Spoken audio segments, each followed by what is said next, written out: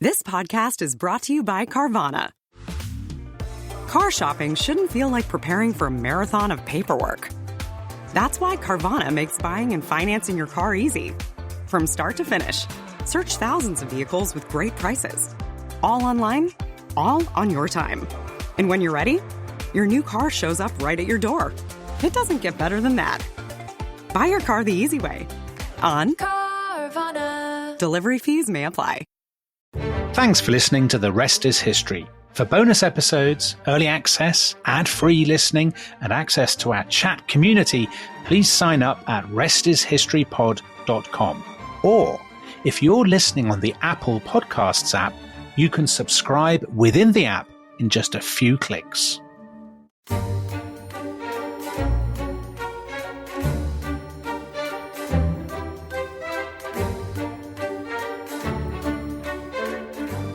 I can see vast changes coming over a now peaceful world. Great upheavals, terrible struggles, wars such as one cannot imagine. And I tell you, London will be in danger. London will be attacked. And I shall be very prominent in the defence of London. I see further ahead than you do. I see into the future. This country will be subjected somehow to a tremendous invasion. By what means I do not know. But I tell you, I shall be in command of the defences of London, and I shall save London and England. Dominic, no question who that was, because the impression was absolutely spot on. That was, of course, Winston Churchill. But, Dominic, I'm playing a trick, because he didn't actually sound like that, because when he said that, he was 16. He was a Harrow, and he was looking into the future. And it's a reminder. So if we, with Wordsworth, we say the child is father to the man. The idea of Churchill as the saviour of his nation was there in the great man's head, perhaps right from the very beginning. And so you suggested, didn't you, that it might be fun to do not because we haven't actually done any episodes focused on Churchill up until now, but to do one looking at young Churchill, the making of the man.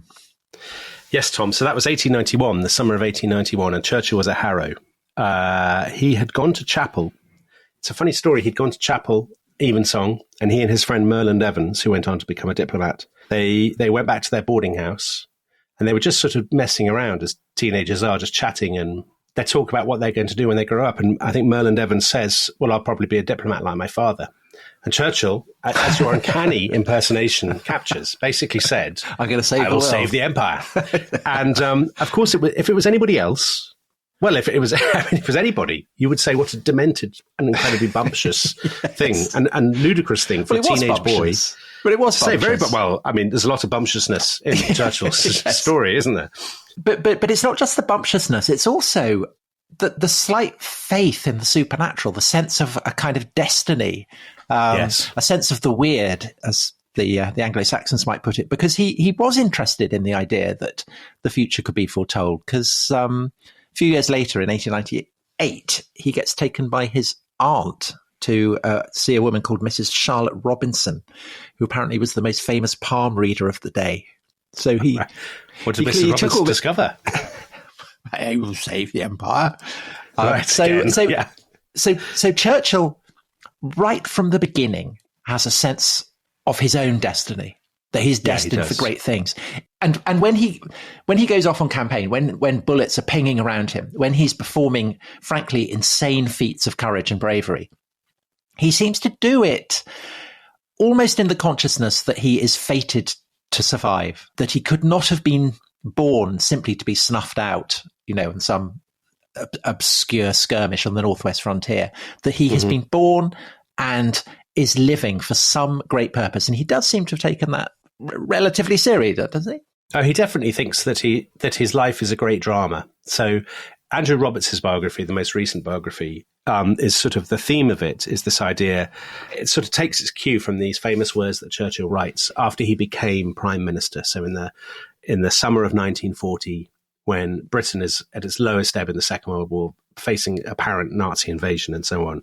And Churchill famously wrote afterwards, "I felt as if I were walking with destiny, and that all my past life had been but a preparation for this hour and this trial. And it's a sort of the classic, sort of slightly overblown, grandiose thing that Churchill says and writes. And yet, you're absolutely right, I think, that he believed it. He believed he was walking with destiny. The other funny thing, though, is that his father died young. And Churchill will come on to his father because it's an absolutely engrossing, fascinating story about Churchill's relationship with his family and how that formed him. But his father died young, and I think Churchill, he thought he would probably have 40 to 50 years on Earth. And he was determined to wring out of them in a way that makes the rest of us look so limp and pallid by comparison. He was determined to wring out of every moment to an almost sort of superhuman degree. And frankly, at a degree that a lot of people found incredibly irritating. He was determined to always be the center of attention, always get the most fun and adventure out of every single moment. Yeah, and it's almost kind of scandalous, isn't it? It's a cause of scandal, his determination to be the center of attention everywhere. Yeah. But it's clearly really, really important. So 1897, a year before he goes to see the palm reader, he's on the Hindu Kush, and he writes to his mother, "I have faith in my star that I am intended to be something in the world." And presumably, Dominic, that is the kind of conviction that you have to be born into the aristocracy of the greatest power on the face of the earth, really, to feel blazing within you from the early years, do you think? I suppose so, Tom. I mean, it's the kind of thing a Roman senator might have said, or someone at the top of the Chinese imperial apparatus. It's easier to think that if you have the habit of global rule and you're at the top of the social pyramid. I mean, Churchill is incredibly pampered all his life. He doesn't ever have to cook for himself. There's this famous thing. I saw you put the quotation on Twitter. His wife asks him if he could cook or something, or he says in the 1950s, and he says, "I can boil an egg. I have seen it done." But then he never actually does it. So he could pour out champagne. Yes, he once writes, I think when he's a teenager, he writes to his parents or to one of his friends or something, and he says that he's had the ultimate indignity. He's had to travel second class on the train. You'll never do it again. I will never travel second again, by Jove.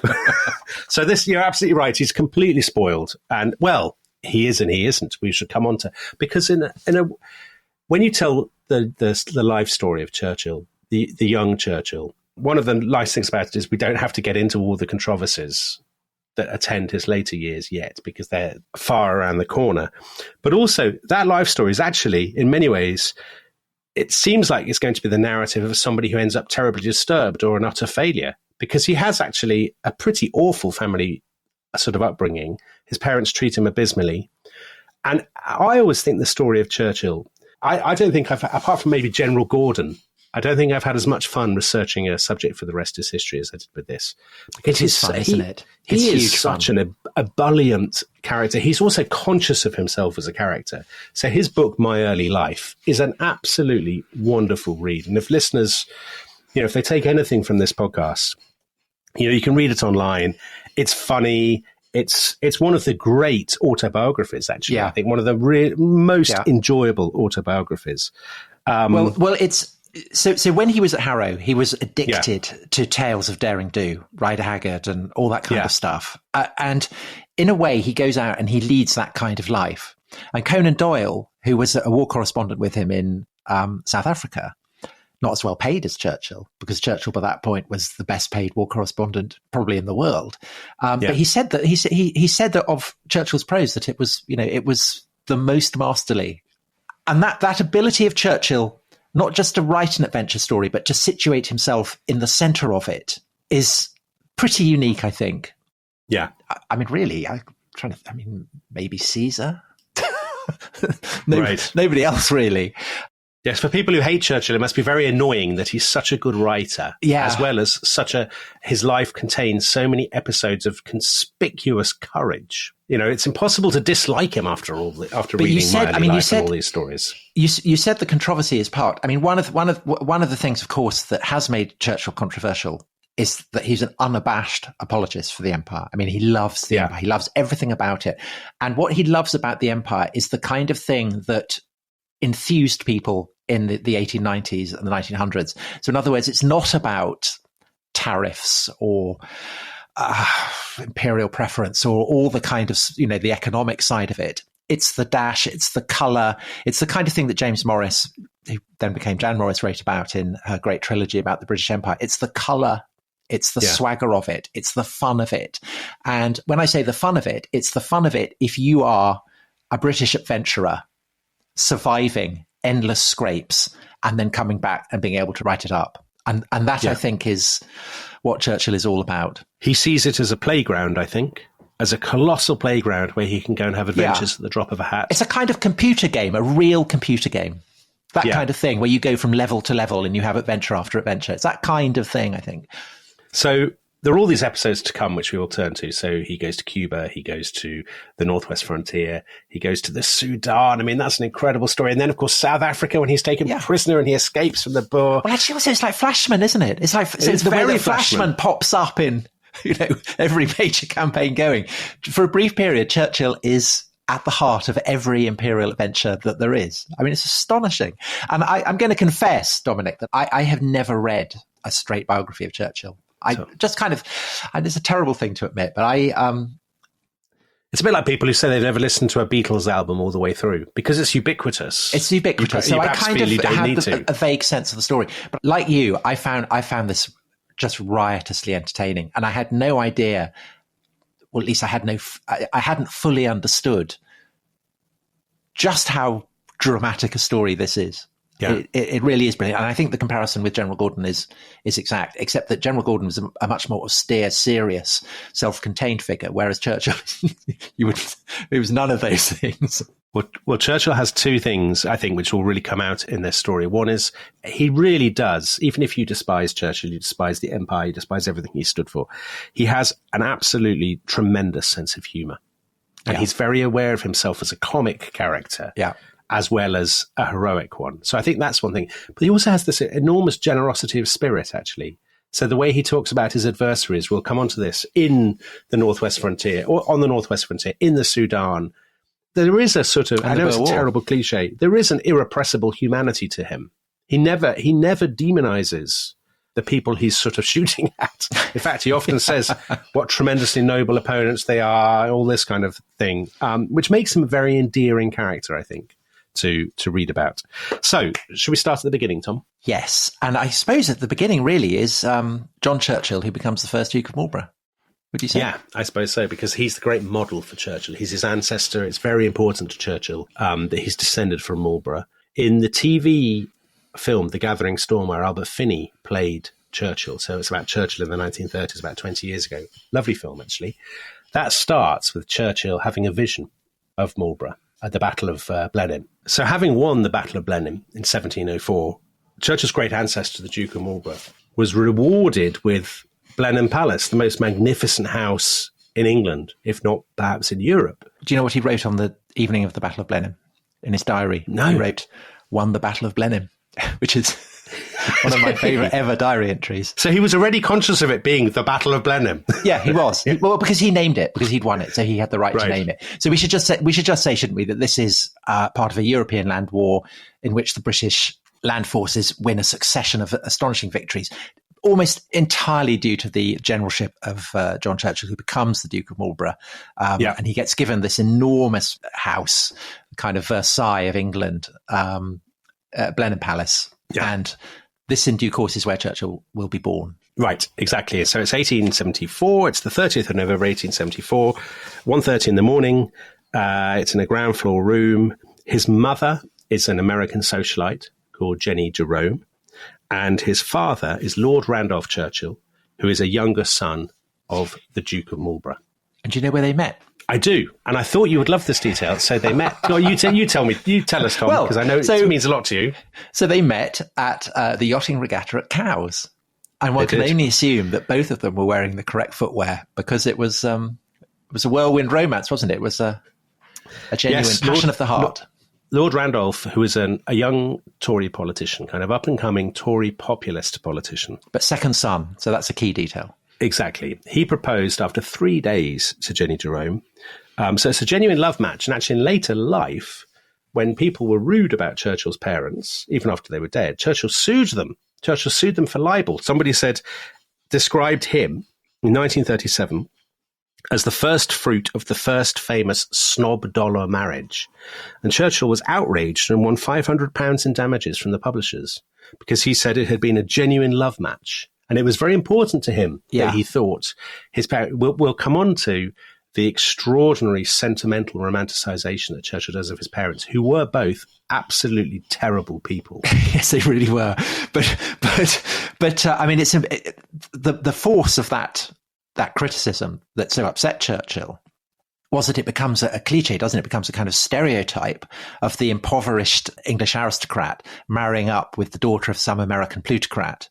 And Jenny Churchill's father, I mean, he'd lost quite a lot of money in a kind of some crash or something that had happened that were always happening in American. Yeah, the crash of 1873. Yeah. But I mean, he still owned the New York Times and a kind of vast chunk of Manhattan. And so he was quite well off. He was. And so that sense of being American as well as British obviously will be hugely important to Churchill, and particularly in the Second World War. But I mean, throughout his life. Definitely in later life, yeah. And I think, so those two characters, so Jenny Churchill, as she becomes, is a very, I don't want to be too harsh on her, but really she emerges from the story as a very spoiled, superficial, self-interested person. She has a series of affairs. She rocks a tight riding habit. She does. She wears her riding habits very tightly cut. Like Skittles. She's like Skittles, the mistress of the Duke of Cambridge, very much a friend of the rest is history. She's a society figure. She's the kind of person who today would be constantly pictured in kind of gossip in Hello magazine or something. And Lord Randolph, so Churchill's father, I said he was a Tory populist. He's sort of Disraelian politician. He's a conservative. He believes in the empire and so on. But he's a demagogue. His demagogue is too strong, but he cultivates the masses, mass appeal. So he very much sort of believes in something he calls Tory democracy, which is sort of... Go on, Tom. He gets asked, doesn't he, by a friend to explain what he means by Tory democracy, to which Lord Randolph replied, "I believe it to be principally opportunism," which I thought was an engagingly honest reply. So it's basically about sort of whipping up. He's great at whipping up crowds with talk of the kind of the Queen, the Empire. Socialists are terribly bad people. The Liberals are all kind of prigs and misery gutses. And he sort of panders to the crowds and is very sort of successful at doing that and very popular and is a sort of rising force in the Conservative Party. But he's also incredibly unreliable. He's an absolute shower, isn't he? Yeah, he's a terrible man. Terry Thomas would play him. Yeah. But a sort of more sinister Terry Thomas, sort of syphilitic Terry Thomas. So I was reading Andrew Roberts' biography and he talks about, so Churchill spends his early years in Dublin. You know, he's brought up in Dublin, and Lord Randolph has gone there to work as private secretary to his father, who has been appointed the Viceroy and Lord Lieutenant of Ireland by Disraeli. And Andrew Roberts has this sentence which made my eyes pop, and I wanted to know more. Lord Randolph had to leave London because he was being socially ostracised by the Prince of Wales after trying unsuccessfully to blackmail him over a scandal involving Randolph's elder brother, the Marquis of Blandford, some compromising love letters, and a married former mistress of the Prince. And Andrew Roberts just leaves that amazing sentence. So do you know what was going on there? I don't, but at the very next sentence, Tom, Andrew Roberts just says, it was one of the very many unedifying scrapes in which Lord Randolph found himself during his short, unstable, but undeniably exciting life. Yeah, so Lord Randolph, I don't know the details of this scandal. I mean, obviously, the future Edward VII, he was always being involved in scandals to do with cards and women and so on. Yes. And Lord Randolph clearly moves in his set, but is just seen by everybody as this absolute rotter, talented but utterly untrustworthy and unreliable. I mean, actually, funny enough, Boris Johnson models himself on Winston Churchill, but Lord Randolph might be a better comparison. So Lord Randolph is sort of banned from London for 3 years, and he goes off to Dublin, and that's where Winston has his first memories. So his very first memory he writes in My Early Life. He says, I remember my grandfather, the Viceroy, unveiling the statue of Lord Gough, who was an imperial hero, in 1878. And he remembers his grandfather talking to the crowd and using a particular phrase, and with a withering volley, he shattered the enemy's line. Very kind of Churchillian phrase. Churchill claims that even though he was 3, this phrase stuck in his memory. The other thing My Early Life it's a genuinely very, very funny read. I mean, we have to stop the podcast just to generate into us reading out chunks. But the other thing that Churchill remembers from his time in Dublin, he says, they were booked to go to a pantomime. Did you see this, Tom? And he's all excited about going to this pantomime. And he says, then we were told we could not go to the pantomime because the theatre had been burned down. All that was found for the manager was the key that had been in his pocket. We were promised as a consolation for not going to the pantomime to go the next day and see the ruins of the building. I wanted very much to see the key, but this request does not seem to have been well received. But it's brilliant, isn't it? Because it's you're seeing it through a child's eyes. That's exactly the kind of thing a child would say and yes. think. And yes. It's a brilliant example of his ability to write prose. I mean, Joyce would be proud of that. You know, the Portrait of the Artist is a Young Man, you know, begins with the child's perspective, and Churchill's doing exactly the same there. Churchill is very good at getting into other people's heads in his books. So there's a very, very funny moment we'll come to where he talks about the obstacles that have been thrown in his path by people who think he's a bumptious little sod, basically. And he's very funny at sort of imagining what they think of him. But yes, he's a pretty spoiled little boy. There he is in Dublin. He's got a colossal number of toy soldiers, and his friends later say he's obsessed with guns, with swords, with the army, with all these kind of things. Well, the fact that he remembers that phrase from his grandfather about the withering volley shattering the enemy's line. And then he has this complete attic, doesn't he? His kind of playroom full of lines and lines of soldiers, suggests that this is really the wellspring of his enthusiasm. I mean, this is what he really, really loves. But the counter to that is that so it sounds like an idyllic childhood, but as we said, his parents are just awful people. And they could not treat him more neglectfully or coldly. Let's take a break there, because this is such an important theme, and it's such a kind of sad story, really, that I think it would benefit from a fresh start. So we will see you back after this break, and when we come back, a terrible tale of neglectful parenting. This episode is brought to you by Rocket Money. Tom, we often talk about how to organise our finances. I'm very conscious that I'm paying for a lot of mad subscriptions. And there's one thing that we've talked about often on this show. It's the thing that we probably hate more than any other, and it's a hidden fee. I would love to get my finances under control. There are all these things piling up on our bank statements, and I think I need to fix this problem. I need to sort this out and to stop this. I mean, my finances are so chaotic that I need this app. So I'll tell you what it is. It's called Rocket Money. It's a personal finance app that helps find and cancel your unwanted subscriptions. It monitors your spending, and it helps to lower your bills so that you can grow your savings. With Rocket Money, you can track all of your subscriptions, and you can easily cancel within the app with just a few taps, saving you time, avoiding charges. And you can also set budgets and goals and get personalized insights and regular reports to track how you're doing. They will even send you real-time alerts for large transactions, upcoming bills, refunds, and even low balances. So let Rocket Money help you reach your financial goals faster. Join at rocketmoney.com/ishistory. That's rocketmoney.com/ishistory. rocketmoney.com/ishistory.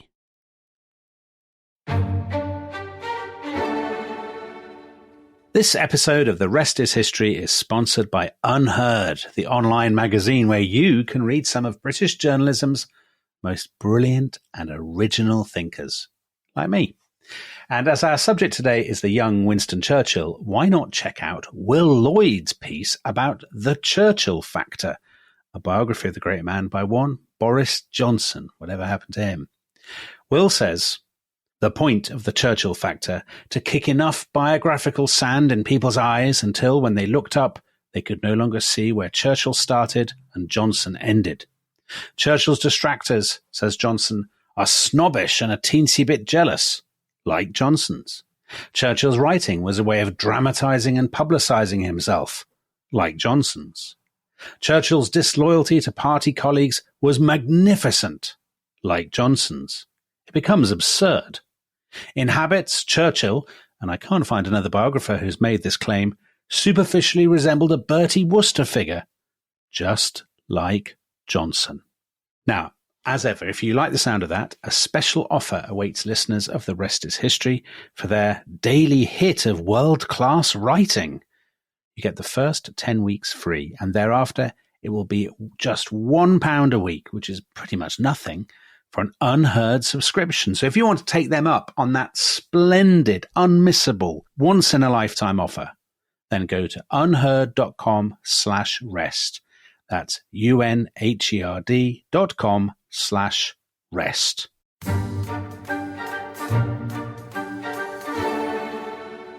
Winston is going back to school today. Entre nous, I do not feel very sorry, for he certainly is a handful. Oh, is that Marilyn Monroe, Tom?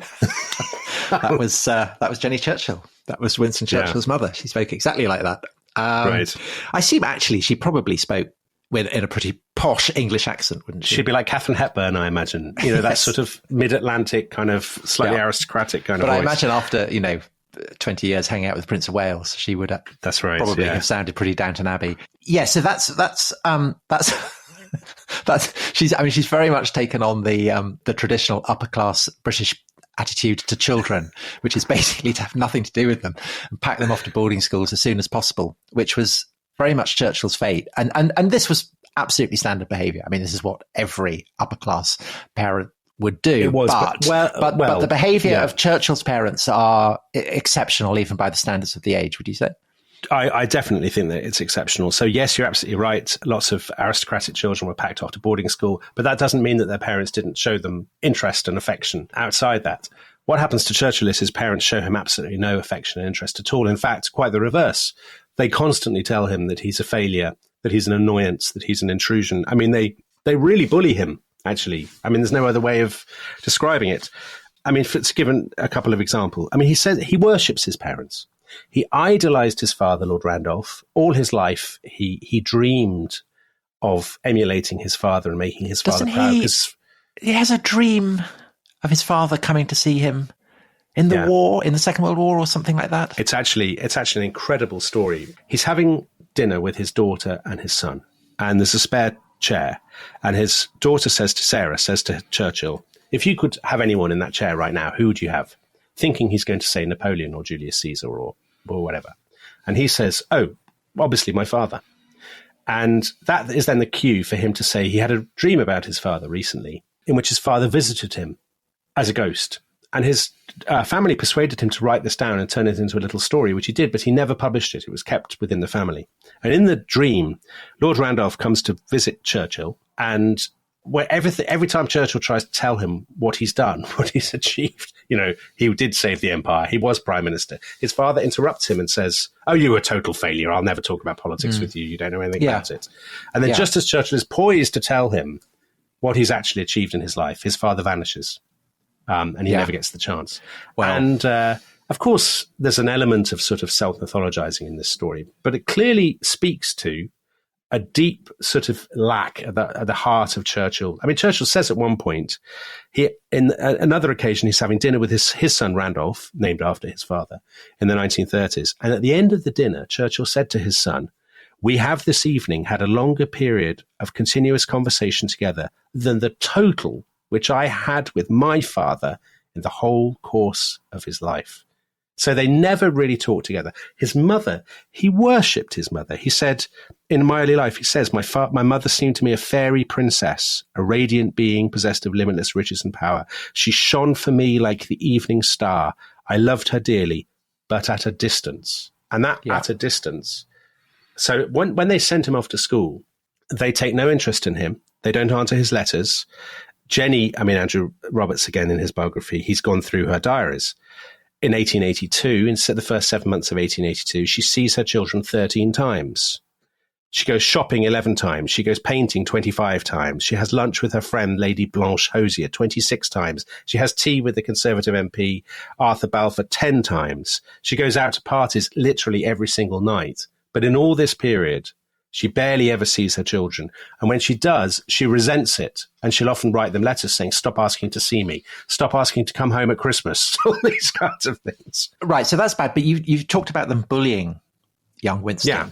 And telling him he's useless, telling him he's stupid, all that kind of thing. And he does seem to have internalized it, because one of the odd things is that it's one of the famous details of his my early life, in which he says that he portrays himself as a dunce, that he's absolutely hopeless, that he's constant, he can barely read. He's always the bottom of the form. But clearly this isn't true. I mean, he's he's a very bright boy. I mean, obviously he's a bright boy. Of course he is. But he's recognized by his teachers as being bright. He comes, he's top of the form in classics and all kinds of things. And again, he makes this great play about how, he doesn't know any Latin or Greek or anything, but he did. So what do you think is going on there? Do you think that this is he's trying to show that his parents' poor opinion of him was right, or what do you think? I think we all have narratives of ourselves, don't we? I mean, no matter how humdrum our lives might appear to be, we have our own kind of romantic melodramas of our own life. And I think Churchill, more than most, and this idea that he had triumphed over a kind of Dickensian upbringing of sort of being beaten and being downtrodden, I think is very important. Well, he was beaten. Well, he was. Yes, absolutely he was. Because his first head teacher was a psychopath, wasn't he? Yes, a sadist, I think is the description. Yeah, it's the kind of guy who would pop up in the News of the World when it was still being published. Well, or the sort of person from an Evelyn Waugh novel or something. So his name is H.W. Sneed Kinnersley. And Churchill... It sounds a wrong one. Churchill has a hilarious description of basically he's 7 years old and somebody says to him, you have to go to school. And they take him to this school, St. George's Ascot, which is a kind of it's genuinely a preparatory school because it prepares you for Eton or for Harrow. And they go off and he's... And his mum has tea with the headmaster and then just leaves him. And he absolutely hates it. He is beaten all the time. One of his friends said later they remembered him being flogged for taking sugar from the pantry. And then Churchill took the headmaster's straw hat and kicked it to pieces in rage. He's constantly in trouble with the headmaster. He's always being beaten. And actually, the school is so bad that even his parents take him out after 2 years. So he goes to Hove, doesn't he? He goes to Hove, and there's a brilliant... I mean, I thought of you when I read this. Is this the thing with Mensa? Yeah. He meets the Latin teacher for the first time. So the Latin teacher introduces him to the word mensa. And Churchill says, what does it mean? And there's the whole sort of, what is it called? The declension or the conjugation, I can't remember. And the guy says, mensa means a table. Then why does mensa also mean O table, I inquired. And what does O table mean? Mensa, O table, is the vocative case, says the teacher. And Churchill says, and the teacher then says, well, this is what you would use in addressing a table, in invoking a table. You would use it in speaking to a table. And Churchill says, but I never do speak to a table. And then the teacher loses his temper and says, if you're impertinent, you'll be punished. And punished, let me tell you, very severely. And Churchill then has this wonderful line. Such was my first introduction to the classics, from which I have been told many of our cleverest men have derived so much solace and profit. And this sort of thing that he paints himself as the Philistine who doesn't understand Latin and Greek, and but also someone who, because he has the famous line, doesn't he, that because he's not focusing on Latin and Greek, therefore he gets instruction in English. Yeah. And thus I got into my bones the essential structure of the ordinary British sentence, which is a noble thing. Wonderful phrase. The ordinary British sentence, a noble thing. And it casts him even as he is unapologetically aristocratic, he's also able to portray himself as the voice of the common man. Well, exactly, because this is when he's gone to Harrow. So he then goes to Harrow. He doesn't go to Eton, which is might seem a surprise. Harrow was fashionable at the end of the 19th century because it was on a hill. And so people thought, it's healthy. You'll escape from the fetid air of London and breathe the clean air of Harrow on the Hill. So he does the entrance exam in 1888. And he says, it was remarkable because I was found unable to answer a single question in the Latin paper. I wrote my name at the top of the page. I wrote down the number of the question, 1. After much reflection, I put a bracket around it, 1. But thereafter, I could not think of anything connected with the question that was either relevant or true. So he leaves it completely blank. And he gets into Harrow anyway. Or so he says. Yeah, so he says, on the basis of his contacts and so on. But he's put in the lowest form, isn't he? I mean, he sort of says it was the darkest time in his life. He was beaten all the time. He was always in the bottom form. And this is a bit of an exaggeration because, as his biographers say, he writes for the school magazine. He wins poetry prizes. He wins a fencing competition. Yes, that's public school that's quite a big championship deal. Cup. That's not nothing. But also, Harrow is Byron's school, and Byron was a great one for keeping pets. And Churchill's very into that, in that tradition, so he keeps a bulldog. A bulldog? I mean, he couldn't make it up, could you? No, I mean, He's also consistently rude to the teachers. I mean, he's been that all through his life. So there's a famous story that one teacher says to him when they're 14.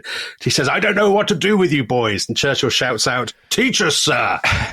And the other one is that he was called to see the headmaster, who said, "Churchill, I have very grave reason to be displeased with you." And Churchill unbelievably said, "And I, sir, have very grave reason to be displeased with you," for which clearly he was obviously beaten. And then he's beaten by the head boy at one point, who, while he's beating him, Churchill says to him, "I shall be a greater man than you." And this head boy goes on to be the Bishop of Lincoln. Very Episcopal behaviour. But also, he pushes. They're standing by the swimming pool, aren't they? At Harrow. Yeah. And there's a small-looking boy standing with his back to Churchill. So Churchill does the obvious thing and pushes him in. And this is very bad because... Do you know what you've done? It's Amory. He's in the sixth form. He's the head of his house. He's the champion at gym. He's got his football colours. Oh, yes, no. So Churchill's very apologetic, not because he's pushed him into the swimming pool per se, but because he's pushed someone who's got his football colours and is head boy, head of the house or whatever. But Leo, and he says to Leo Amory, "I'm very sorry, my father, who is a great man, is also small." And this probably doesn't go down tremendously well either. But Leo Amory, of course, is a figure who will reappear over the course of Churchill's early life, and then in due course, of course, the events of the Second World War. Well, Leo Amory is the man man who says, "In the name of God, go," to Neville Chamberlain in the Norway debate that paves the way for Churchill to be and actually, Prime Minister. Dominic, one of the things that's interesting about looking at Churchill's early life is how often he comes up against people who will, have significant roles to play in subsequent decades. And of course, you realize that that's what public schools are for. That they are breeding grounds of chaps who will then meet up and kind of run India or the Board of Trade or all that kind of stuff. What is so Churchill? Some people would say he has this absolutely gilded background. He has all these opportunities. He makes all these friends and contacts. And yet at the same time, and again, I really would stress, this is not really the norm. It's easy to parody and caricature and say, all 19th century people treated their children with hatred and contempt. But Churchill is getting letters. Well, he's writing letters to his parents that say things like this: "Please do come down to see me. Please do come. I've been so disappointed so many times about your coming." And then his mother just ignores these letters. Or she writes back and says things like this: "Your father and I are both more disappointed in you than we can say. I dare say you have 1,000 excuses. You make me very unhappy. Your work is an insult to your intelligence," etc., etc. So at one point, they tell him he can't come home at Christmas. I mean, that's a pretty big deal for a boy who's at a boarding school to be told he can't come home at Christmas. They're going to send him to France instead with a French family to help his French. And he writes this letter to his mother, which is absolutely heartrending. "My darling mummy, never would I have believed you could be so unkind. I'm so utterly miserable. I can't tell you how wretched you've made me feel. Oh, my mummy, I expect you were too busy with your parties and arrangements for Christmas. I comfort myself by this. I am more unhappy than I can possibly say. Your loving son, Winnie." She is outraged by this. She ignores him. He writes again: "Please, my darling mummy, be kind to your loving son. Don't let my silly letter make you so angry." And then she basically says to her friends, Winston has been in the most awful pain. He wants to come home at Christmas because she wants to see, she's having an affair with the Austrian ambassador, Prince Kinsky. Count Kinsky, rather. And she doesn't want, and so she just ignores all these letters. Or she says, Winston, and sometimes she'll write to him and she'll say, "I saw you wrote me another of these drippy letters. I haven't even opened it. You make me sick. You're such a failure." And all this stuff. But Dominic, meanwhile, I mean, talking being a failure, meanwhile, Lord Randolph Churchill's career, he's hit the heights and then he's plummeted completely, hasn't he? So he's crashed and burned. Yeah, he has. We talked about him as utterly unreliable. So he reached the pinnacle really in the late 1880s, 1885, 86. He had campaigned very successfully around the country, sort of rabble-rousing for the Tories, Lord Salisbury's party. They win. Lord Salisbury makes him Chancellor of the Exchequer. And then Lord Randolph, after 5 months, basically, he decides he's going to flounce out or threaten to flounce out about some defence spending, which he says is too high. It's basically just a sort of trial of strength. He's just showing off, and he doesn't think Lord Salisbury will accept his resignation. Call his bluff, yeah. Call his bluff. And Lord Salisbury just says, "Oh, right, okay, fine. Off you go." And that's the end of Lord Randolph Churchill's entire political career.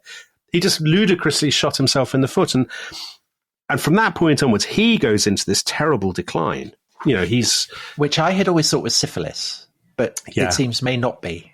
No, I think Churchill was very, very sensitive to the thought that his father might have had syphilis. And he hated the idea and always tried to downplay it. But it now seems that he may have been some kind of brain illness, I think, rather than... the truth is, of course, as always, where we try to sort of medicalize these things, to diagnose illnesses that are long distant, we can't really know. And in a way, maybe it doesn't matter. What matters is that Lord Randolph goes into this terrible decline. And that, again, I think Churchill is a really interesting object lesson in temperament, because with most people, this background of your parents treating you like dirt, telling you you're a failure, your father himself being a failure and all this, it would sort of crush you, don't you think? I do. Yeah. You would become a very bitter, maybe introverted, shy, slightly sort of downtrodden person. Certainly I would, I think. Churchill never reacts really like that. I mean, it makes him desperate to be the centre of attention, desperate to sort of win applause and friends and so on. But he also has this sort of tremendous generosity of spirit, which must be innate, because he definitely doesn't get it from his parents.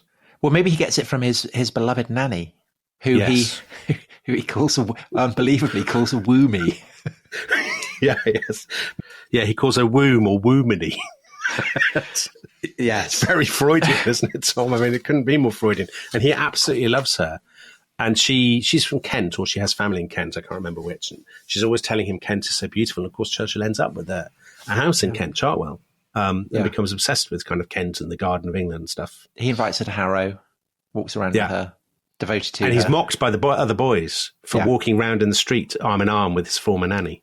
Yeah. But again, it's his self-confidence that he would do that, because having been a boarding school boy myself, that's the absolute last thing I would have ever conceived of doing, is walking around with a sort of an elderly lady arm in arm through the streets while the other boys hurled abuse. Hurled it, yes. But inevitably she gets sacked by his evil parents when she's 19, cast off. Yeah. But Churchill's very decent, isn't he? And noblesse oblige, looks after her. Yes, he absolutely does have it. Noblesse oblige is the right phrase, Tom. He really has a strong sense of that, doesn't he? Well, yes, because he has no qualms about the idea that he is born to greatness. I mean, he's unapologetic about that. We talked about that. But he does feel that it brings responsibilities. I mean, that's really the core of his politics, would you say, and perhaps his entire morality. And also, I think that's an element of his attitude to the empire, that the British should rule, but that they should look after the people that they rule. Yeah, I don't think there's anything, of course, listeners will have very strong views about this, but I don't think there's anything in Churchill's makeup that is terribly rapacious or personally exploitative. He is a classic paternalist, isn't he? He thinks it's his duty. He thinks, as you say, he's from a superior class. He will never travel in a second-class carriage on a train, but he thinks it's his duty to provide for those who do travel in the second-class carriage, or indeed the third or fourth-class carriages. And of course, he's often very snobbish and arrogant and all of these kinds of things. Yeah. So writing about Woomy, Elizabeth Everest, his nanny, when she dies, she had lived such an innocent and loving life of service to others and held such a simple faith that she had no fears at all and did not seem to mind very much. He's writing about her dying. She had been my dearest and most intimate friend during the whole of the 20 years I had lived. And he pays for the upkeep of her grave for the rest of his life. Yeah. So Churchill is he's a perfect example of somebody. He's incredibly sentimental. He cries a lot. You know, he's never afraid of crying in public, of talking about crying. He is never afraid of kind of overt, ostentatious displays of emotion. I mean, famously, you know, we're recording this podcast a week or so after the death of the Queen.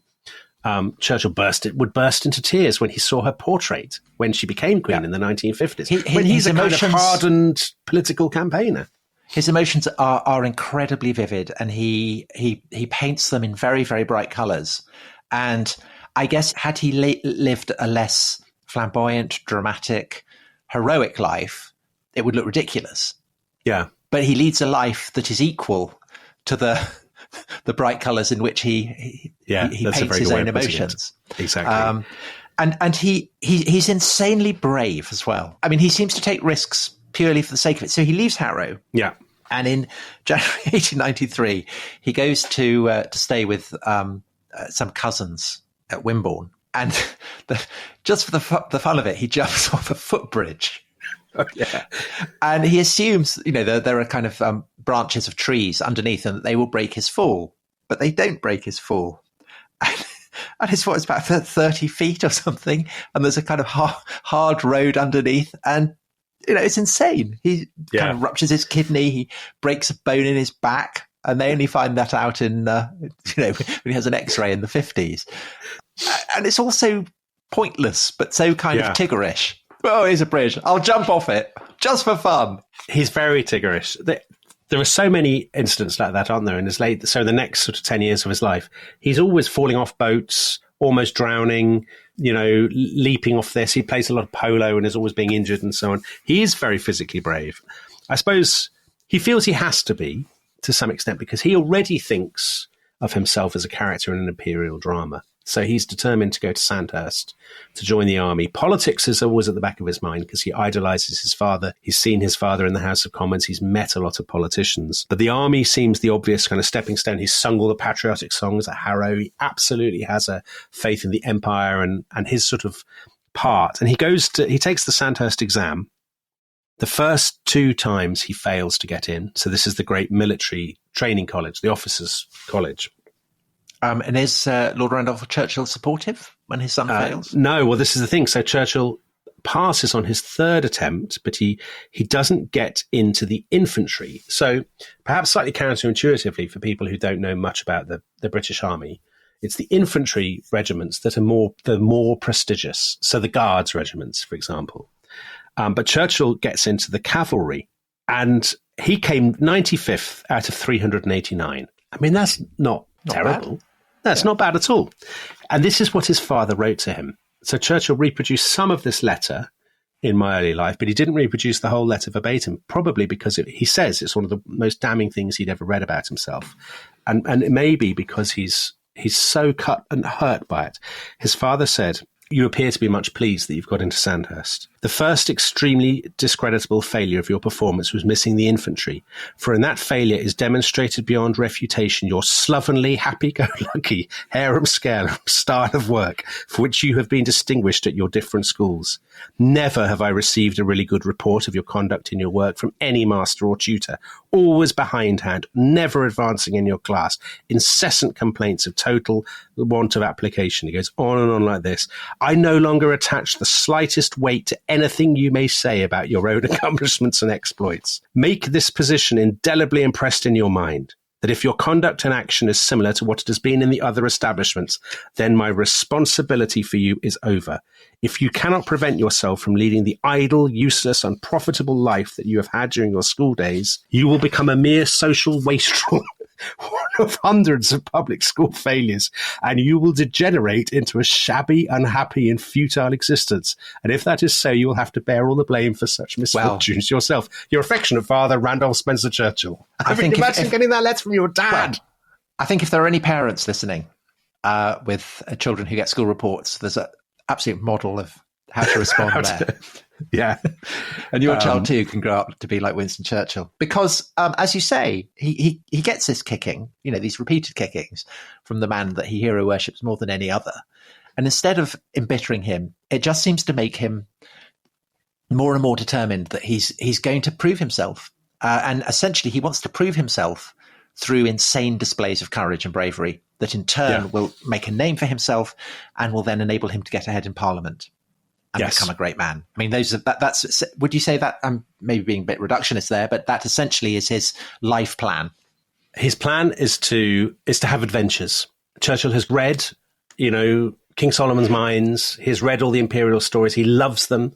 He has, even though he hated his time at Harrow, it has kind of entered into his soul. And he has this shining model of his father that he wants to emulate, and also of his mother, who is this fairy princess, monstrous person who he idolizes and he thinks of as this kind of, she's like a kind of medieval damsel or something in his mind, isn't she? I mean, what's he say, fairy tale queen or something. Yeah.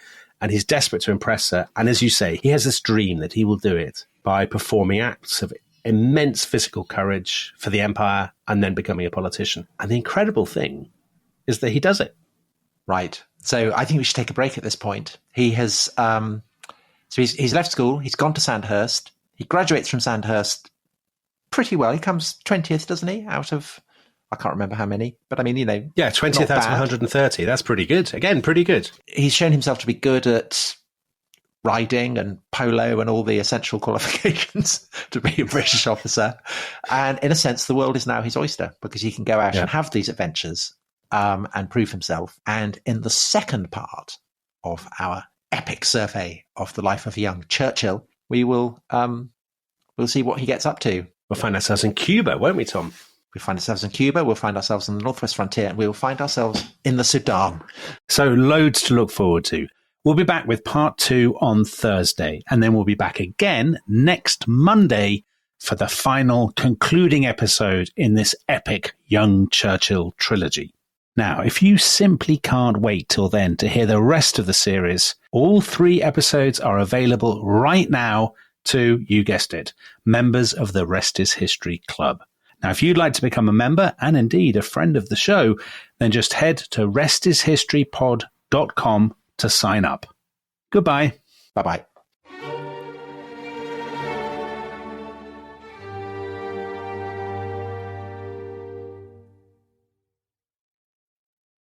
Thanks for listening to The Rest is History. For bonus episodes, early access, ad-free listening, and access to our chat community, please sign up at restishistorypod.com. That's restishistorypod.com.